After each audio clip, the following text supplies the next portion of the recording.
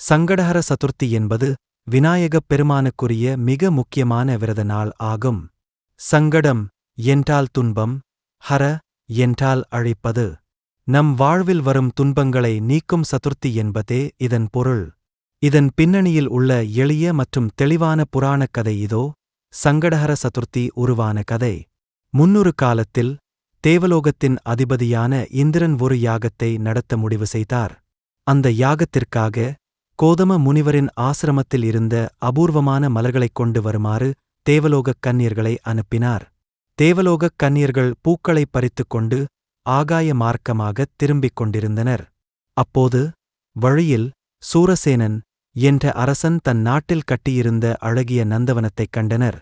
அந்த நந்தவனத்தின் அழகில் மயங்கிய அவர்கள் அங்கேயும் இறங்கிச் சில மலர்களைப் பறித்தனர்.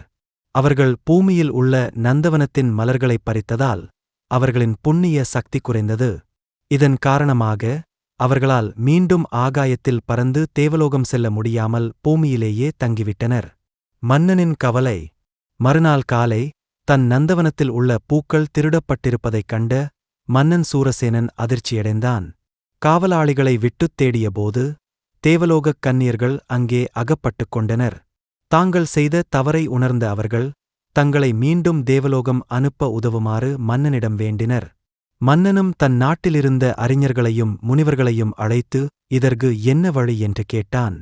அப்போது அங்கிருந்த ஒரு முனிவர், யாராவது ஒருவர்தான் இன்றுவரை செய்த புண்ணியங்கள் அனைத்தையும் இந்த கன்னியர்களுக்குத் தானமாகத் தந்தால் இவர்கள் மீண்டும் விண்வெளிக்குப் பறக்க முடியும் என்று கூறினார். ஆனால் தன் புண்ணியத்தை இழக்க யாரும் முன்வரவில்லை. விநாயகரின் அருள். அந்த நேரத்தில் கண்பார்வையற்ற நடக்க முடியாத ஒரு முதியவர் அந்த நந்தவனப் பக்கமாக வந்தார். அவர் தினமும் விநாயகப் பெருமானை மனமுருகி வழிபட்டு வந்தவர். அன்றைய தினம் ஆவணி மாத தேய்பிறை சதுர்த்தி நாளாகும். முனிவர் அந்த முதியவரிடம் நிலைமையை விளக்கி, உமது புண்ணியத்தை இவர்களுக்குத் தருவீரா என்று கேட்டார். அதற்கு அந்த முதியவர், ஐயா, எனக்கு புண்ணியம் என்றால் என்னவென்றே தெரியாது. ஆனால் நான் தினமும் என் விநாயகரை மனதார நினைப்பேன். இன்று சதுர்த்தி விரதம் இருக்கிறேன். இந்த விரதத்தின் பலனை இவர்களுக்குக் கொடுக்கிறேன் என்று கூறி தன் கையில் இருந்த தீர்த்தத்தை அவர்கள் மீது தெளித்தார். அடுத்த கணமே அந்த முதியவரின் கண்கள் தெரிந்தன, கால்கள் குணமாகி அவர் ஆரோக்கியமாக மாறினார். தேவலோகக் கன்னியர்களும் தங்களின் புண்ணிய சக்தியைத் திரும்பப் பெற்று ஆகாயத்தில் பறந்து தேவலோகம் சென்றனர். தற்செயலாக அந்த முதியவர் இருந்த தேய்பிறை சதுர்த்தி விரதத்தின் பலனே இவ்வளவு பெரிய அற்புதங்களை நிகழ்த்தியது என்றால், முறைப்படி இந்த விரதத்தைக் கடைப்பிடிப்பவர்களின் வாழ்வில் உள்ள அனைத்து சங்கடங்களும் விலகும் என்பது ஐதீகம்.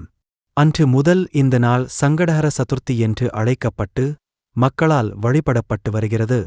விரதம் இருக்கும் முறை. நாள். ஒவ்வொரு மாதமும் பௌர்ணமிக்கு அடுத்து வரும் 4ஆம் நாள். வழிபாடு. காலை முதல் உபவாசம் இருந்து மாலையில் விநாயகருக்கு அருகம்புல், எருக்கம்பூ சாற்றி கொழுக்கட்டை அல்லது சுண்டல் நிவேதனம் செய்து வழிபட வேண்டும். விரத முடிவு. மாலையில் சந்திரன் தோன்றும் நேரத்தில் விநாயகரை வழிபட்டு சந்திர தரிசனம் செய்த பின் விரதத்தை நிறைவு செய்ய வேண்டும். இந்த வீடியோ உங்களுக்குப் பிடிச்சிருந்தா உடனே நம்ம சேனலை சப்ஸ்கிரைப் பண்ணிட்டு பக்கத்துல இருக்கிற பெல் ஐகானை கிளிக் பண்ணிடுங்க. அப்படியே உங்க ஃப்ரெண்ட்ஸுக்கும் ஷேர் பண்ணுங்க. நன்றி.